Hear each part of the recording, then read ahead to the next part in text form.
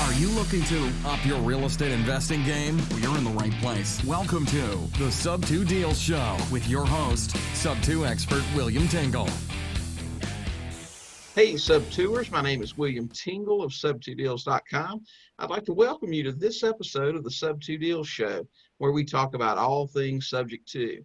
Now, occasionally we will cover other real estate topics, but it's always something to help you with your real estate investing business. Today is another episode in our Real Investor series, where we feature real investors sharing real stories and real deals. Now, these guys are investors doing deals all across the country. In all ranges of experience levels. There are no boot camps or courses they have to sell you. They're just offering real tips and strategies and all the things that are working today in their businesses, in their markets. They share them all, and these things can work for you too. So pay attention and take notes. My guest today is Lindsey Jensen. Lindsey is a real estate investor in Colorado Springs, Colorado. She has been investing for 18 years and has been a full-time investor for over 4 years. Lindsey pretty much specializes in Sub-2, so we're looking forward to an interesting interview here. Lindsey, welcome to the Sub-2 Deal Show. Thank you. Okay. Lindsey, you've been investing for 18 years. Have you pretty much done all of that in Colorado Springs? Yes, other than my first house, which I bought in 2002, that was up in Denver, still own it, and I've always self-managed it, so learned a lot through that. Yeah. Well, tell us a little bit about your background, what you did before real estate, maybe, more about where you're from and your family. Born and raised in Colorado Springs. My family's all here. Brother moved up to Fort Collins. We both got bit by the real estate bug. I think he owns 4 houses up there. My dad's always been an appraiser, so we were around houses from the time we were little. He flipped. He was an entrepreneur, obviously owned his own business, so we've kind of been around that, and that is probably where I got started and always wanted to do houses. Always been in sales and marketing and in and out of real estate related activities. So when I was 20 or something, read Rich Dad, Poor Dad, and wanted to do real estate investing full time ever since. Right. Well, tell us just a little bit about your business model. I know that you said you primarily do Sub-2, maybe you do some other things as well. Tell us about, the types of deals that you do. Sure. Well, I kind of got started in a mastermind hosted here in the Springs by a guy named Michael Jake. And that's really what kind of took my business off. Learned how to manage houses by David Tilney, also a guy from Colorado Springs. And that kind of started my business off correctly, because once I understood really well how to manage houses, I wasn't afraid of taking them on long term. The other thing I liked is I didn't have to know my numbers really well in the beginning to get started in long-term investing, because if I was off by a couple thousand, it didn't matter. We had a long time to figure that out. So that's honestly why I landed on long-term versus the flipping. But I also wanted, I read The Millionaire Real Estate Investor, and that is an amazing, amazing book for someone that's just starting out. And that's the other thing that made me decide I wanted to invest for long term. Something that could eventually free me up instead of creating another job for myself. Right. Well, it sounds like you've done the majority of your investing locally, and also you're learning. So you don't learn from the standard gurus out on the internet. You learn from local people. Yes, very much so. The teaching of local people that are down there and doing it with you is a whole different level of those people that I've never had to pay more than a couple thousand for any kind of course or training or anything. And a lot of times the guys I learn from, they only charge because they want you to have skin in the game and show up. They could most of the time care less if they actually make money from their teaching. Right. I gotcha. Okay. So it seems like the the information that you sent to me in the beginning says you pretty much do anything from a sub-2 to a lease purchase to flipping. You also renovate, refinance, do that sort of thing. So are you currently doing all of those things simultaneously, or have you sort of moved from one to the next sort of in a progressive sense? My first training, it was a 3-day training course up in Denver in 2016 that completely opened up this investing world to me, was a creative deals course, which it all talked about learning a lot of different ways to invest and a lot of different ways to solve problems so that you had a lot of basically tools in your toolbox. So I started out from the beginning kind of thinking out of the box. My very first deal was a seller financed deal, 0% interest for a year that I was able to refinance into a year later with no money down. It came with a tenant that never wants to leave. They've never been late, never not paid or anything. So that was an insanely good deal. So yeah, I've always, deal by deal, figured out what the best thing was. If it wasn't in an area that my ultimate goal is to always keep them if I can. But if it's in an area where I don't want to manage, or if there's something that could possibly go wrong with the house and it's something that I don't want to keep or chance long term, then that's something we flip. And then a little bit more recently, I've helped with a lot of rehab type situations. So kind of project manager for a lot of the of flips basically. So yeah, I've done seller financed deals, sub-2 deals, lease purchases, flips, wholesale, quite literally whatever is best for that particular deal. Right. It sounds like you do business a lot like I did the first 10 or 12 years or so. You put some marketing out there. Anything that comes to you, you put it in the box that it goes in, but you turn it into something you can do a deal out of. I changed my focus about 10 years ago where I'm pretty limited in what I do. I mean, I take over payment subject to, sell with owner financing. That's all we do today. But in the beginning, we would rehab or sell with lease options and that sort of thing. But you sound like you put some marketing out there, and anything that comes to you, you try to make it work in some way that will be profitable. I do. And Bill Cook is a good friend of mine, and he always says, don't jump in somebody else's quicksand. So quite literally, I try to help whoever calls me in any way I can without jumping in their quicksand. Okay. Well, what would you say that are your best sources for leads? Now, I usually like to ask investors this question. If your life depended on generating quality leads within the next 24 hours, what would you do right now to make that happen? Direct mail. So that would be the my single biggest source. Yeah.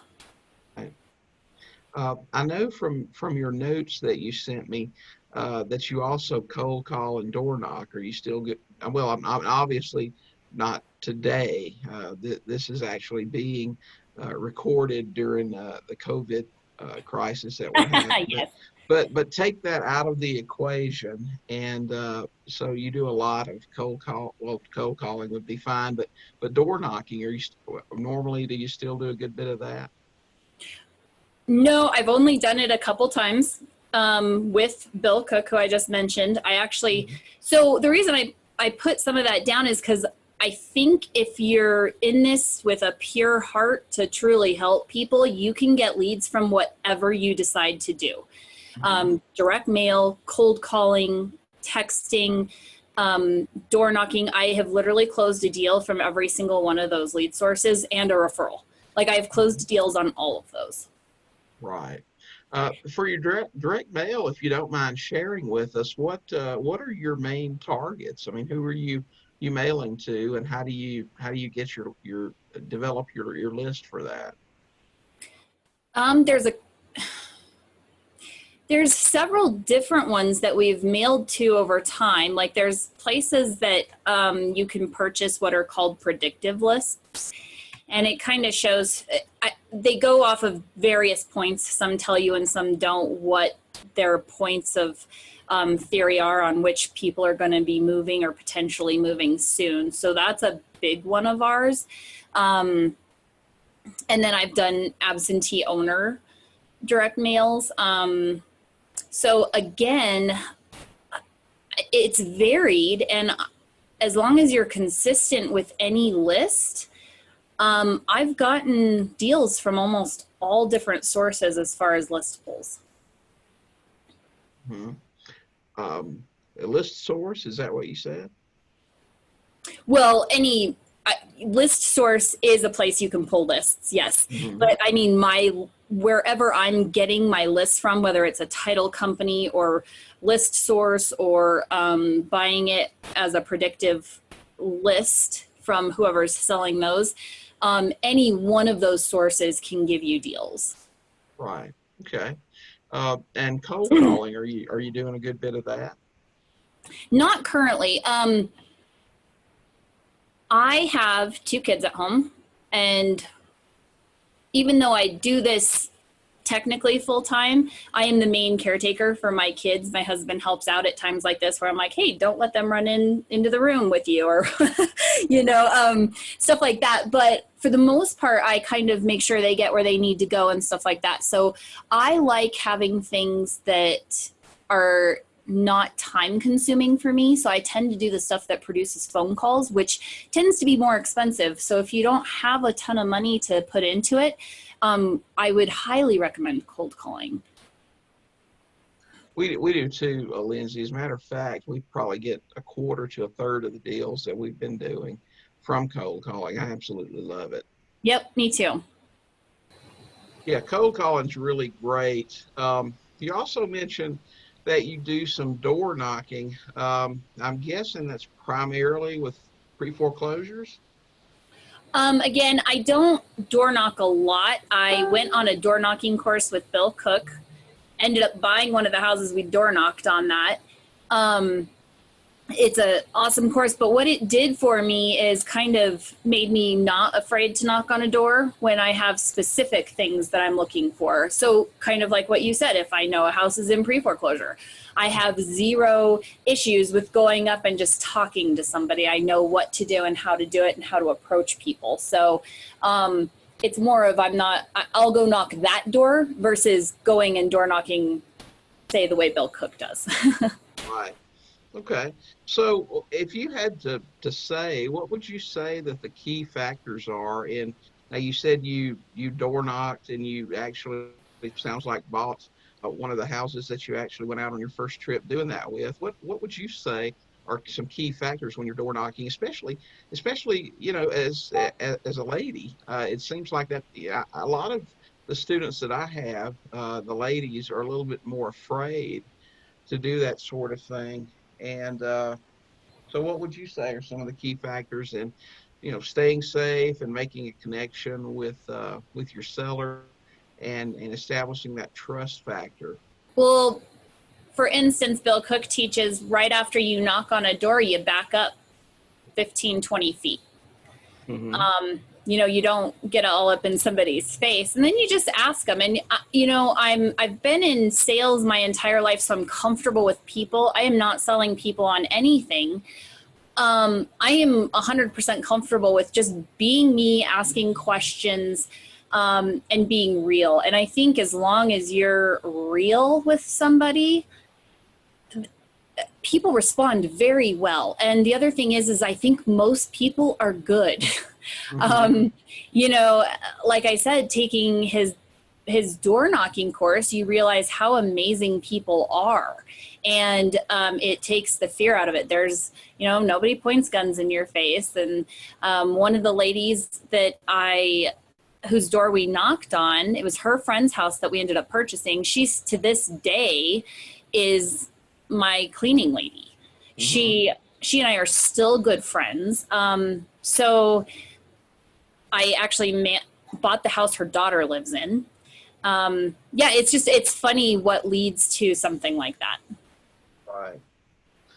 Well, that sounds great. So direct mail, cold calling, and some door knocking. Uh, so, I mean, do you do other standard investor things like maybe magnetics on your car or anything, bandit signs, that sort of stuff? Do you do any of that sort of thing?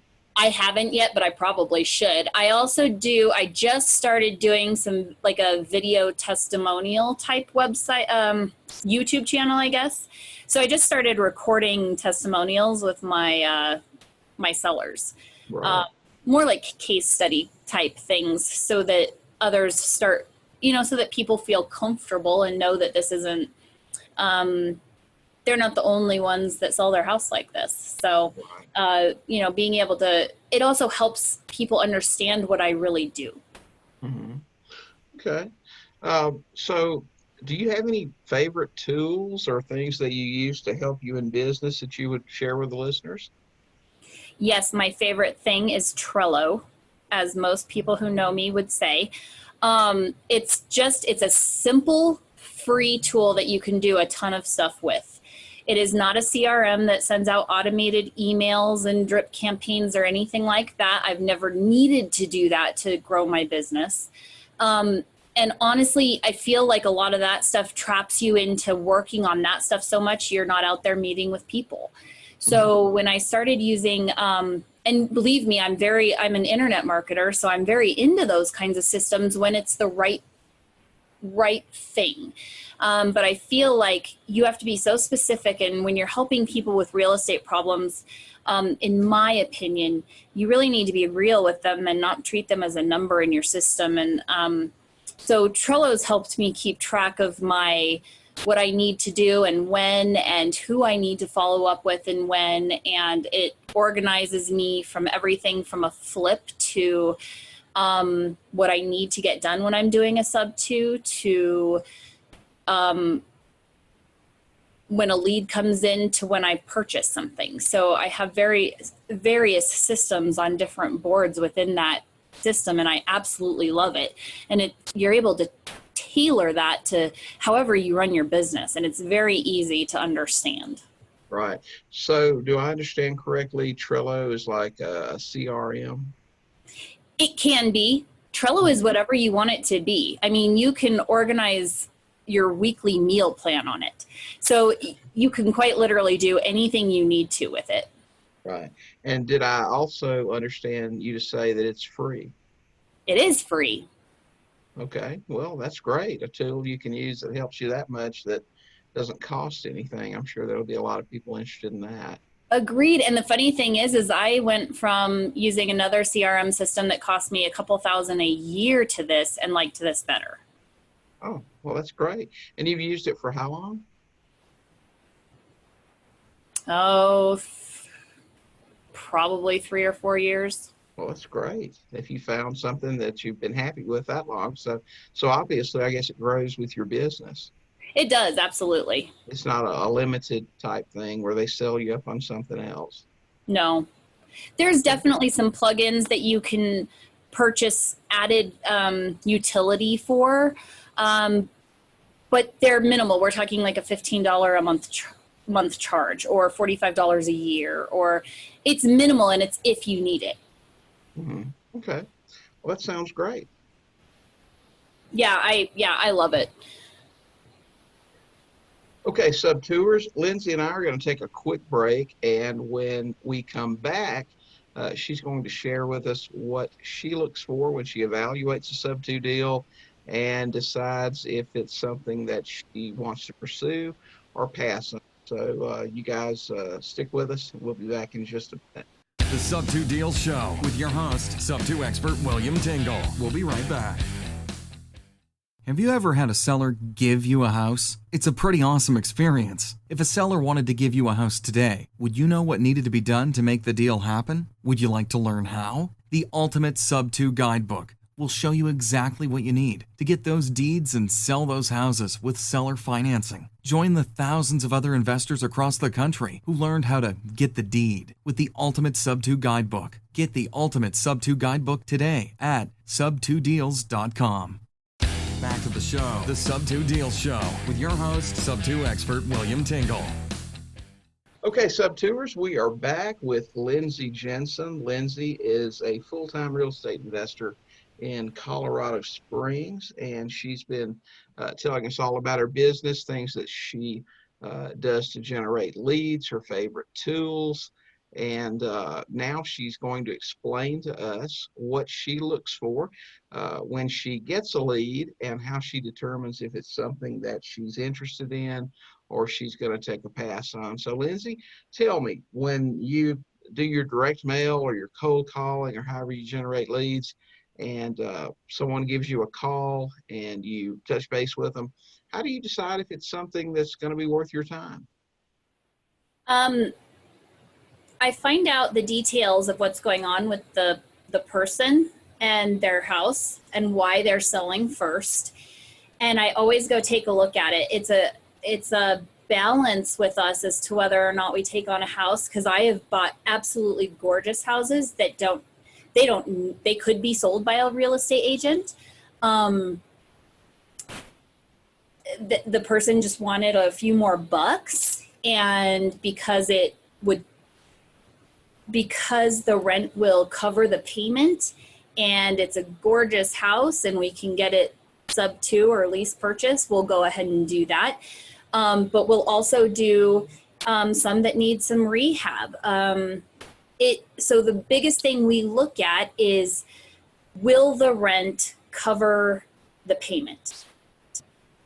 So that is the biggest thing I would say we look at. Now, I have done a couple deals where an investor covered the negative cash flow spread because the house was such a good house that over the course of 5 years, they would invest that money into covering that spread. It's not something I recommend newbie investors do. But it was a good deal because we had no other money into it. So the money that was put into it, as far as taking it over, was covering the spread of the difference between the payment and the rent. Right. Full disclosure here, Lindsey's actually, I relocated a few months ago and am currently in her market. So this is, man, a really hot market right now. I mean, it's tough to find deals that really have, tremendous amount of equity. And, even the ones that don't have much, the inventory is so low, they seem to sell pretty quickly. So if what I hear you saying here is that, you're basically paying full price for a house, and you're actually even looking for houses that may have a slight negative cash flow. So tell me, how do you, just for the listeners primarily, how do you justify that with regard to making money on the property? Are you counting on a continued appreciation, or are you looking to hold the property long term? Do you use most of them as rentals, or how exactly do you structure these so that you come out with a profit on them? And that's exactly right. And just to clarify, we definitely don't look for ones that have negative cash flow, but sometimes we can make them work. So that is definitely not on our radar for looking for. But no, the main investor that I work with and we're long-term holders. So we don't even count on appreciation. We look at a 10-year life cycle of holding the property. Okay. So you're looking for some continued appreciation and some principal pay down on the underlying financing, especially if you can get it at a great loan rate, 3%, somewhere in that nature. And then you let your renters pay your mortgage down. And so you're looking to really make your profit on the back end. Yeah, exactly.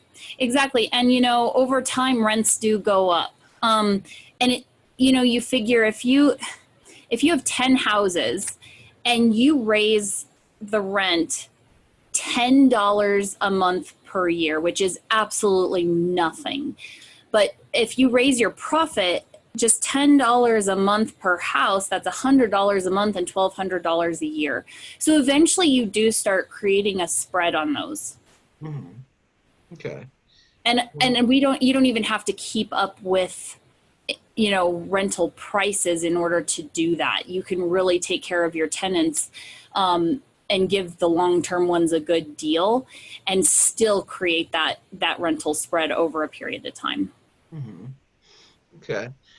So in the meantime, I guess I'm starting to understand your business model maybe a little bit more. For the holders, you're okay with a break-even cash flow as long as it doesn't cost you much to get in. And then you're doing the occasional flip or rehab and retail to, for your, I guess, to really break it down for your living expenses. Yes. Okay. Yeah, and we've had some home runs too, where we took ones that could have been flips, but they were such great deals and cash flowed so well that we just kept them. So, like you said, I'm a long-term buy and hold because eventually we don't want to have to work. Mm-hmm. So, But you're okay with working today to let those things pay off and everything for the future. absolutely. And even as I was saying that, like, I can't actually imagine myself ever stopping because I really, really love doing this. And I love helping people. And I like real estate. I always have. So being involved with this, and I manage my own houses as well. I love my tenants, which I know is a different thing to hear a lot of people say, but I truly enjoy that entire process. Mm-hmm. I got you. I know I felt the same way when I got into investing. I mean, I've been in the restaurant business for 20 years, and when I first got started, I was like, gosh, why haven't I been doing this forever? I love it. Yeah. Mm-hmm. So can you give us an example of a deal maybe that you're working on right now? Something that's very typical of what you do. Yeah. We had a guy call us. I just closed on this one. He was about to lose his house to foreclosure. We had to catch it up about 4 or 5 payments. He owed as much on the house as it was worth. There was no way for him to sell it. He didn't even have the money to fix the inside that needed to be fixed in order to sell it anyways. But, for less than a down payment on a house, we were able to catch up the mortgage, save his credit, keep a tenant in there so that she didn't lose her house in this market, and kind of make a good deal all the way around for everybody. So we actually did that one as a lease purchase, but it's almost the exact same as a sub 2 in the way we do it. We just don't take title for a little while. Mm-hmm. So you're actually doing some lease purchase deals as well. Yes. Okay. When you do a lease purchase, and when I got started, before I found, my groove, so to speak, I did a few sandwich lease options where we would, buy a house with a lease and option and then turn around and sell it the same way. I did 3 of those and decided that wasn't really for me for various reasons and circumstances. When you do a lease purchase, do you do anything and this is really one of the reasons that I didn't prefer them is because, typically the title is going to stay in the seller's name until you're actually able to either convert it to a sub 2 or actually purchase. Do you do anything to protect the title? Do you insist that your seller deed the property into a land trust, or do you record a performance mortgage or do anything like that? We do record a performance deed of trust. Okay, great, great. So you protect yourself if your Yep. seller tries to sell it out from under you or do anything like that. Yep, that's correct. Have you ever had that happen? No. And honestly, most of my sellers I remain in good friendships with and good contact. Mm-hmm. You ever convert any of those to a sub 2 down the road when they just get tired of dealing with it and just go ahead and agree to give you the deed? Haven't yet, but it's not something we're opposed to doing at all. Yeah. Okay. So you just do is lease purchase kind of a secondary offer that you'll make in those circumstances. First, you'll try to get the deed, and then if they're not open to that because they're not comfortable with it, then you go into a lease purchase mode. We just basically, I give everybody their choice. We don't mind having some of those lease purchases because if we were to 1031 exchange, we already have identified properties. Mm-hmm. Okay. So it doesn't matter to us. The way they work out is for all intensive purposes feels the same to us. So we don't care which one they do, and we just offer whichever one they feel most comfortable with. The ironic thing is most of them request doing the sub 2. Really? Yeah. That's really funny because a lot of people, when they first hear about sub 2, they say, oh, well, they're doubtful that anyone will sign a deed and give you and remain responsible for the mortgage. And I tell them, listen, if you're talking to the right seller, they just don't care. No, and as a matter of fact, I give them the option and explain exactly the differences and what it means for them. And people are like, I am done. I do not want to be a part of this anymore. Give me that deed to sign. Yeah, it's very true. So what I hear you saying is when you approach a seller, you actually give them multiple choices with the offers. Oh, absolutely. And then it's whatever works for them. Even people that have, you have other options for people that have equity in their property, right? So sometimes we'll do 3 options for some of those people. Right. But typically, most of these deals, you're going to give them 2 options, a sub 2 or a lease option. Yep. Okay. And then most of them are picking the sub 2. Yep. That's great. Okay. Well, Lindsey, tell us about your most unusual deal. I really like this question because I have heard people tell me anything from we talked to somebody recently who had a complicated deal that had multiple siblings where some of them had just ghosted and disappeared. I actually, believe it or not, have had 2 investors tell me about deals where there were murder for hire contracts between divorcing people that owned it. And that sort of thing. But tell us about your most unusual deal, with the most difficult circumstances or moving parts, the most difficult to put together. Sure. Easy one. Had a lady call me from Kentucky. She was an absentee owner and the tenant had not paid her in year and a half or 2 years. So she's making this mortgage payment so that she doesn't hurt her credit. And originally the deal was they were supposed to do some stuff to the house and then they just quit returning her calls. But being that she didn't have a ton of extra money, she didn't know what to do to get them to pay and didn't know what to do to get her house back or get them to answer her or anything. So when she got my mailer, she's like, hey, I want you to get these people out of there and I need to get this through probate and then I want you to pay off the mortgage. I said, okay, no problem. So we kind of looked into it a little bit more, and long story short, I did end up having to go get those tenants evicted, but I worked with them. They were very nice. We didn't end up actually evicting them. We had to post a notice, but they left on their own. They were very nice, and that just comes down to kind of learning how to deal with people and treating them like human beings. And so they did end up leaving. And the thing was I got permission in my contract to manage the property until we could purchase it, which we thought would be within 6 months because her husband had died quite a while before and she was trying to get it through probate in Kentucky. Probate in Kentucky is nothing like probate in Colorado. It's difficult.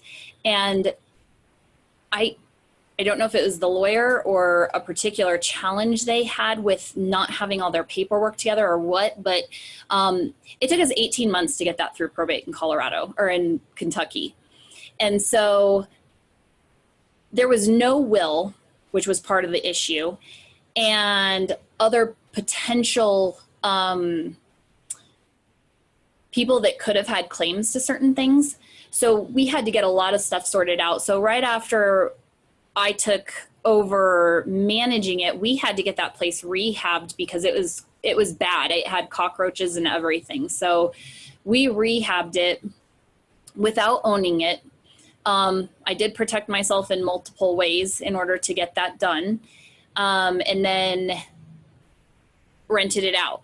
She only wanted $500 a month during this time paid to her. So I rented it out for about $1,500 a month and made $1,000 a month. So I figured at the very least, I'm going to make most of my money back.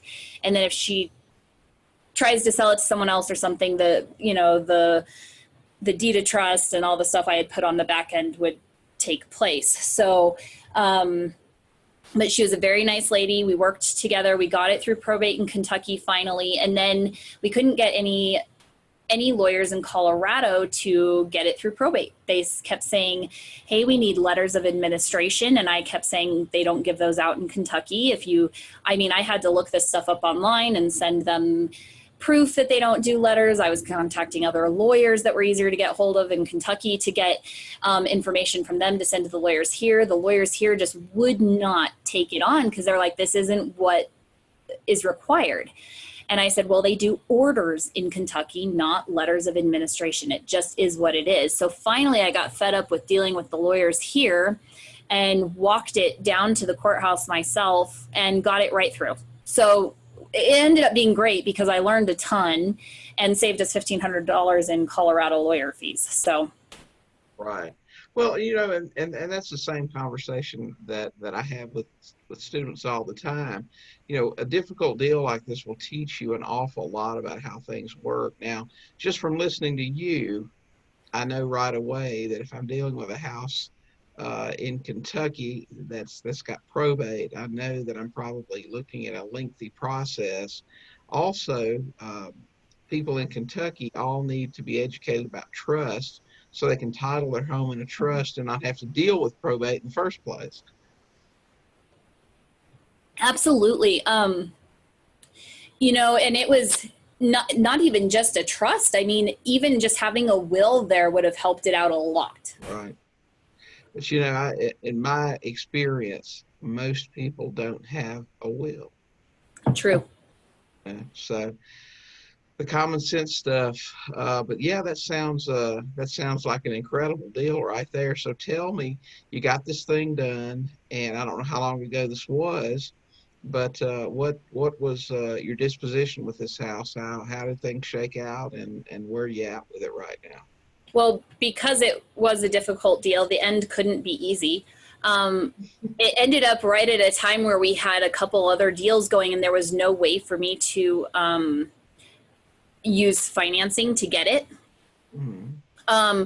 So I told her, I was like, we'll still do this, but you'll have to wait until this date for me to do it. Or if you'll allow me to do it sub 2, I can pay you in cash what I owe you. And she was like, and I said, and we can do that within 2 weeks. And she said, let's do that. So the cool thing is I ended up taking it sub 2 and just paying her out on her equity. And I mean, it's a heck of a deal. It'll be paid off in 3 years. Mm-hmm. So I got a killer deal on that. And she got paid out really well too, but it was kind of neat to take on yet another one and not have to put our own financing in place on it. Right. Do you mind sharing with us what you're looking at as far as overall profit on this deal when you feel like you'll probably get rid of it, or is this probably something that you're going to keep really long term? Well, I'm going to keep it because it'll be $1,500 to $1,800 a month rental income once it's paid off within the next couple of years. But like I could have turned around and sold it immediately with all rehab involved, probably for about 150 profit. Oh, wow. That's great. That's really cool. So, when it all works out, I mean, even with a lot of time and effort, spent on it, that's a pretty good hourly rate. Yes, absolutely. It's, it beats working at McDonald's or whatever anyway. Absolutely. Well, it sounds like, I mean, you have a lot of different ways that you buy and sell, and you're really creative in your deal structure. How did you learn to do what you do? I have three main mentors, and honestly, any kind of person I can listen to that does creative financing or creative deal making, I like to listen to them. But the people that I've listened to the most, first of all, is Michael Jake, who's my main mentor here in Colorado Springs, and he has definitely been the main one walking me through all of my beginning deals doing these things. He's taught me he's taught me how to talk to the people from the beginning to the paperwork at the end. So that was the biggest thing. But also David Tilney with managing my properties if I didn't feel confident in that area, I don't know how comfortable I would be taking on a bunch of long-term rentals. But he also does a lot of creative stuff. He's a brilliant investor.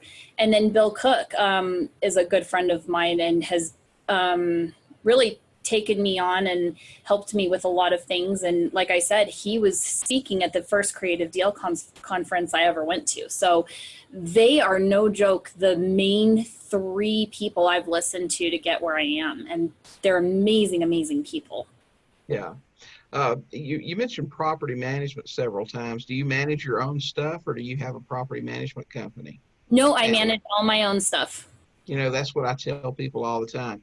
Two things when they ask about. One is property management and hiring a property management company, because I've bought so many houses from sellers who used property management companies and they were just grossly mismanaged. Nobody cares about your business and your money more than you do. And dealing with the tenants, good or bad, makes a huge difference on how they take care of your asset and how they treat you. And that has been amazing, because honestly, it makes me love doing what I do, because like I said, most people are good people. Mm-hmm. And the second thing is using a third-party servicer for sub-twos. Now, do you collect your payments and make your own payments to the mortgage company, or do you hire a third-party servicer? I think I already know the answer, but I'm going to let you tell me. I do my own. Exactly. Why would you pay a service who may delay weeks in notifying you that a payment was received? And a lot of these companies charge $50 and up per month to take in a check and write 2 checks. And it's just ridiculous. If you have 2 or 3 properties, you should be able to handle it easily. But we've had as high as 60 plus in our portfolio and still easily manage that sort of thing. It's ridiculous. Yeah, my mentor managed over 100 of his own, and then still did the acquisitions, and they did flips as well. So yeah, so you're in agreement with me on that. Well, that's good to hear. Okay, well, Lindsey, you shared a lot of information with us. We certainly appreciate you. I've got one more question for you. Just summing all this up, if you could give a brand new investor wanting to get started any advice, what would it be?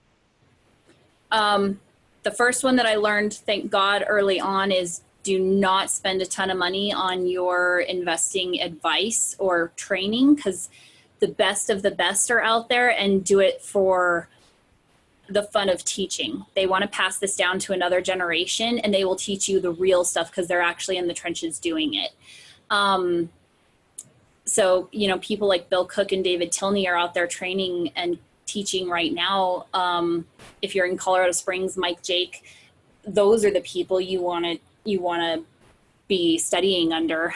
The next one is just do it. Figure out what you have to do and just start. Don't look for the perfect list. Don't look for the perfect way. Don't look for the perfect system. You just start, because you're going to learn a little bit from each thing, and your systems are going to change over time anyway, because you don't know what you need as you start. So I already had 4 houses by the time I took David Tilney's training and then put all of his systems into place. So you just you go with the flow as you learn, and you don't know what isn't going to work until you fail. And then the last thing is, especially with sub-twos and lease purchases, do not do this unless you're going to do what you say you're going to do, because you're messing with other people's credit and you're making promises, long-term promises. So make sure you know what you're doing before you start this stuff, and make sure you keep your promises. Excellent advice. I totally agree with all of it. If you wait for the perfect deal, you'll probably never get started. They're all going to have some little thing that may scare you a little bit or whatever, but the rewards in this business are just amazing. And if you get out there and you just take some action, that's the main thing. Totally agree with you. Okay, Lindsey, thanks so much for sharing with us, giving some time up. I know you're busy, you've got a family and kids and that sort of thing, and we just so appreciate you taking the time to share, how you've been able to grow into a full-time investor and be successful in a really tough market. So thank you so much. Well, Sub-Tours, that is it for this episode of the Sub-2 Deals Show podcast. You can find the show notes for this episode along with a complete transcript at sub2podcast.com. If you enjoyed this episode, we would love it if you would subscribe. Please give us a 5-star rating and review on Apple Podcasts. It only takes a minute and it helps others discover the show. You can subscribe as well as leave a rating and review by visiting Apple Podcasts and just do a quick search for the Sub-2 Deals Show. It'd also be great if you would consider sharing our podcast with a fellow real estate investor who you think may benefit from it. And finally, if you haven't yet, you can join our absolutely free Facebook Subject To group at sub2forum.com. You can also get lots more resources to help you grow your real estate investing business at sub2deals.com. So until our next show, keep learning, keep talking to sellers, and you will buy some houses.